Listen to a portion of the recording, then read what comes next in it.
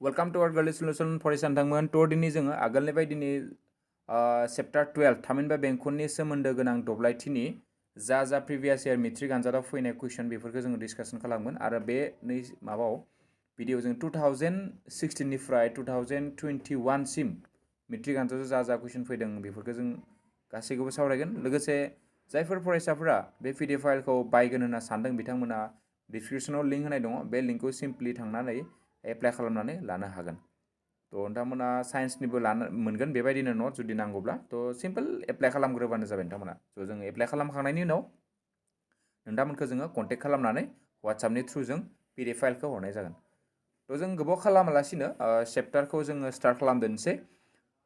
थ' फार्स्ट कुइसनाव दङ मोनसे बेंखननि सखावा 6 सेन्टिमिटार बेंखोन्दोनि दब्लायथि दिहुन जुदि बेंखोन्दोनि खनाया 60 डिग्री जायो आरोबाव बिनिनो गेदेर बेंखोन्दोनि दब्लायथिखौ दिहुननो होदों दा बे 2021 नि 3 मार्क्स हिसाबै फैदों नोंथांमोनखौ आं खावलायनो सानो जे जोंनिया स्टुडेन्टसफोरा बे मोनसे फर्मुलायाव कनफिउजन जायो जे जोंनिया बेंखोन्दो आरो बेंखोनखोन्दो मोननै दङ नोंथांमोना बेखौ मोजाङै नायना लाबानो जाबाय बुकखौ बेंखोन्दो आरो बेंखोनखोन्दो थ' मोननै दङ स' माने जोंनिया बेंखोन्दोखौनो बेंखोनखोन्दो लिरना फैगोन मालाबा नोंथाङा बा जुदि मोजाङै नायाखैब्ला थ' आरो जोंनि बेनिनो जुदि जों बेनिखौबो जुदि नोंथांमोना बुजियाखैबा चेप्टार 12 खौ नोंथांमोना जोंनि प्लेलिस्टआव थांनानै दङ आरोना आगोलाव भिडिअ बनाखानानै दङ थ' बेवहाय थांनानै नोंथांमोना नायनो हागोन बेनि अनगा बांद्राय गोरा नङा जोंनिया फर्मुलाया मोनसेल' जोंना फर्मुलाया मोनसे ना मोननै दङ बाट जोंनिया मोननै दङबाबो जोंनिया उननि फर्मुलाखौ जोंनो नाङा मानोना जोंना 12.2 आलासेल'सो फैगोन नालाय 12.1 आरो 12.2 12.3 आ जोंनिया फैया थ' ओंखायनो सिलेबासा रिडिउस जानायखाय जोंनिया मोनसे फर्मुलाखौ जोंनो नाङा थ' गिभेन दा होनाय दङ जोंना सखा बेसेबां होनाय दङ जोंनिया 6 सेन्टिमिटार आरो थिथिया बेसेबां होनाय दङ खनाया जोंना 60 डिग्री थ' बेनिफ्राय बेंखोन्दो अ ए बि सि बेनि जोंनिया दब्लायथिनि खिना बाहागोनि दब्लायथि दिहुननांगौबा जोंनिया फर्मुलाया सिम्पल थिटा बाय 360 पाइ आर स्क्वायर ओमफ्राय थिटानि माना जोंनिया खनानि माना जोंनिया 60 डिग्री दङ जेनेबा जोङो बेनिफ्राय नै 0 केन्सेल खालामबाय 6 जों 36 खौ जोङो 6 दानबाय ओमफ्राय फिरसे जोङो 6 जों 6 दानबाय बेनिफ्राय जेब्ला बेखौ केलकुलेसन खालामो जों मोननो हाबाय 132/7 बेनिफ्राय आरो जोङो आरो गेदेर बेंखोन्दोखौबो जोङो दिहुनदों OADC निफ्राय जों मोनो बेखिनिखौ जोङो होनाय जाबाय निया नोंथांमोना जुदि नांगौबा भिडिअखौ पस्ट खालामनानै लिरना लाबानो जाबाय आरो PDF फाइलखौ जुदि डाइरेक्टलि नोंथांमोना मोननो लुगैदोंब्ला फर्म फिलआप खालामनानै मोननो हागोन दा ओमफ्राय नेक्स्ट कुइसना जाबाय मोनसे बेंखननि मोनसे मा होनदों बे जखायसेनि दब्लायथि दिहुन जायनि सोरगिदिं सीमाया 22 सेन्टिमिटार आरोबाव बेनिनो गेदेर बेंखोन्दोनि दब्लायथिया दिहुन दा बे गेदेर बेंखोन्दोखौबो दिहुननो होदो जोंनिया दा गिभेन होनाय दङ सोरगिदिं सीमाया बेसेबां होनाय दङ 22 दा बे जों मिथिगौ जे बेंखननि सोरगिदिं सीमानि फर्मुलाया जोंना 2 पाइ आर थ' फर्मुलायाव जेब्ला जों पाइनि मानखौ पुट खालामनानै आरनि मानखौ दिहुनबाय जों मोनबाय 7/2 दा बेवहाय थिटा इकुवेल टु 90 डिग्री जायो मानोना जोंनिया जखायसेया जोंनिया मोनब्रै बाहागोनि मोनसेखौ जों हमनाय लायो थ' बेबो 2021 नि थ्रिआव फैदों थ' दा बेनिफ्राय बेंखोन्दो OABC निया OABC नि जोंना दब्लायथिबा जोंनिया बेबायदि मोननो हाबाय बेनिफ्राय गेदेर बेंखोन्दोखौ जों दिहुनोबा जुदि जोंनिया नैखिना जुदि बाहागोआ गेदेर उन्दै बेंखोन्दो जायोबा बेनि उनथिंनि बाहागो खिना जागोन जोंनिया गेदेर बेंखोन्दो नै उनथिंनि बाहागो खिना थ' ओंखायनो जोंनिया जिहेतु नैबे 90 डिग्री नै उनथिंनि खनाफोरा जोंनिया बेसेबां जागोन टोटेल जिहेतु जोंनिया 360 नैखिना 90 जाबा उननिया जागोन जोंनिया 270 थ' बेवहाय आं ओंखायनो 270 पुट खालामनानै जोंनिया केलकुलेसन खालामनाय जाबाय लास्टआव मोनबाय जोङो एन्डिंआव 231/8 सेन्टिमिटार स्क्वायर बेनिफ्राय बेंखननि मिरुआ खनानि डिग्री खनाया जखाया थिटा जायोब्ला बेखौनो मोनसे बोरलानि लावथाया बेसेबां जागोन होनना बुंदों जुदि जोंना बेंखोन्दोनि डिग्री खनाया थिटा जायोबा लावथाया जोंनिया जागोन थिटा पाइ आर बाय 180 बे जोंनिया राइट एन्सार जागोन मानोना जोंनिया थिटा बाय 360 2 पाइ आर जागौमोन आरो 2 जों 360 खौ जोङो रानबा जोंनिया बेसेबां जागोन 180 जागोन नैयाव आं खालामखाना होनाय जादों सिम्प्लिफाइ खालामना होनाय जादों थ' एबार 2020 फैदों 4 सेन्टिमिटार सखाव गोनां बेंखननि मोनसेनि 30 डिग्री खनानि मोनसे बेंखोन्दोनि दब्लायथि दिहुन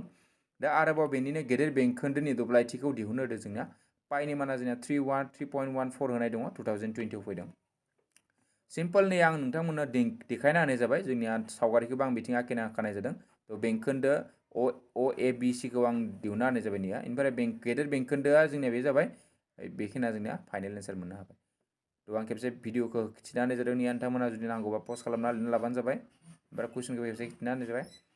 बेनिफ्राय नेक्स्ट नायदो बेंखननि मिरुआव सोमजिहोनाय खनानि डिग्रिया जखाया 1 बेंखोन्दोनि दब्लायथिया जाबाय जोंनिया मा जागोन बे पाइ आर स्क्वायर बाय 360 बे मा जागोन जोंनिया कारेक्ट एन्सार जागोन मानोना जोंना थिथाया बेसेबां खनाया बेसेबां होनाय जोंना 1 डिग्री होनाय दङ बेनिफ्राय जोंनिया नाय नोट मोनसे नोट माबायदि होनदों आङो 12.3 सोंथिनि 5 नम्बर कुइसना 2019 आव फैदोंमोन नाथाय बे 2020 आव जोंनिया 2022 आव नाङा मानोना जोंना 12.3 खौ जोंनिया सिलेबास रिडिउस खालामनाय बायदियै 12.3 निफ्राय जोंनिया कुइसन फैया दा जुदि मोनसे बेंखननि सोरगिदिं सीमाया 22 सेन्टिमिटार जायो अब्ला बेंखननि जखायसेनि दब्लायथिया जागोन जोंनिया 2018 आव फैदों बे 1 मार्क्स हिसाबै तो अब्ला जोंनिया जागोन दे आं आरामसे जोंनिया खालामना होनाय जादों तो जोंनिया फाइनल एन्सारखौ मोनदों जोंनिया 77/8 तो एन्सारा जोंनिया एन्सारा मा मोनसे अपसना जागोन होनना बुंबा जोंनिया ए नाम्बार अपसना कारेक्ट बेनिफ्राय जोंनिया 7 मावदिन्थि 5 आ जोंनिया 2018 मायथाइनि फैदों नाथाय बे 2022 नि एग्जामनि फैया तो बेखौबो आं लिरना होखानाय जाबाय नोंथांमोननो दा 6 सेन्टिमिटार बर्ग दब्लायनि आखान्थिनि नांजाब थानाय बेंखननि दब्लायथिया जागोन जोंनिया 36 पाइ सेन्टिमिटार स्क्वायर बेखिनिया जोंना अपसन होनाय दङ तो आरा जोंनिया बे जाबाय तो बेनिफ्राय जोंनिया जेब्ला बेंखोन्दोनि दब्लायथि दिहुनगोन अब्ला जोंनिया 36 पाइ सेन्टिमिटार स्क्वायर मोननो हाबाय बेनिफ्राय नेक्स्ट कुइसन जाबाय मोनसे बेंखननि सखावा जोंनिया 15 सेन्टिमिटार दा सिलिं हांखोआ मिरुआ 60 डिग्री खना सोमजिहोदों दा बेंखननि उन्दै आरो गेदेर बेंखोन्दो दिहुन दा नैबे जोंनिया मस्ट इम्पर्टेन्ट बेबायदि कुइसना जोंनिया फैबाय थानाय नुनो मोनो 60 डिग्री थानाय दा नाय जोंनिया बेबायदि कुइसना जोंनिया मोनथाम टाइपनि दङ नैबे जाबाय जोंनिया 90 डिग्री मोनसे थानायखौ नोंथांमोना सोलोंना लाबानो जाबाय बेनि उनावहाय जोंनिया 60 डिग्री फैगोन बेनि उनाव लास्ट मोनसेया जाबाय एसे गोरा माने गोराथ' नङा एसे माने बिसोर मोननैनिसाय एसे टाफ होनना बुंजायो आरोना जुदि जों कम्पेयार खालामाबाथ' जेबो गोरा नङा खिन्थु जेब्ला जों बिसोर मोननैखौ नायना बे मोनसेखौ नायोब्ला एसे डिफरेन्ट जायो आरोना बेयो तो ओंखायनो नै 60 डिग्रीआव जुदि जोंनिया 120 थाबा बेखौबो नायना ला जों प्लेलिस्टआव खालामखाना होनाय जादों तो आंनिया खालामना होनाय जाबाय जोंनिया नैखौ जोङो जिहेतु जोंना 60 डिग्री दङ बेखौ आं नैबायदि जोंनिया गोरोब आखान्थि दिहुनना लाबाय खनाफोरा जोंनिया 60 जाजोब्बाय बेनिफ्राय जेब्ला गोरोब आखान्थिनि जोंनि आखान्थिथामनि दब्लायथि दिहुननाय फर्मुलाया जोंना नैबे जाहैबाय जोंनिया सिम्पल पुट खालामना बेखौ मोनबाय ओमफ्राय फाइनल एन्सारा जोंना नैखौ मोननो हाबाय मोननै दङ उन्दै बेंखन खोन्दोनि दब्लायथि बे जाबाय बेनिफ्राय जेब्ला गेदेर बेंखन खोन्दोनि दब्लायथि दिहुनो अब्ला जोङो फाइनलि नैखौ मोननो हाबाय तो इनिफ्राय जोंना नेक्स्ट बेंखननि सोरगिदिं सीमाया 44 सेन्टिमिटार जायोबा दब्लायथिया जागोन जोंनिया बेबो सिम्पल आं खालामना होनाय जादों 2016 आव फैदों बेयो नायना लानोसै पस्ट खालामनानै लिरना लाबानो जाबाय बेनिफ्राय मावदिन्थि 5 आ जोंनिया 2016 आव फैदों बाट नाथाय 2022 नि थाखाय बे जोंनिया इम्पर्टेन्ट नङा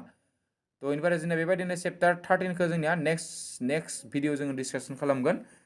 तो आं एगेन बुंनो सानदों नोंथांमोना जुदि बेबार PDF खौ जुदि नांगौबा सिम्पल फर्म फिलआप खालामबानो जाबाय तो सोरबाफोरा सानदों जानांगौ जे जोबोर फैसा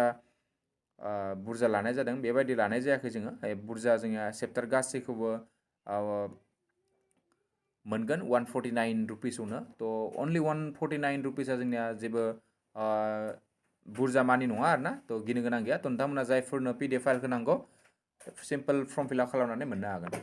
तो नेक्स्ट भिडिअ जोङो नेक्स्ट चेप्टारखौ डिसकासन खालामगोन आसा खालामनानै बिदाय लानाय जाबाय स' गोजोन्थों पर्सन बाय बाय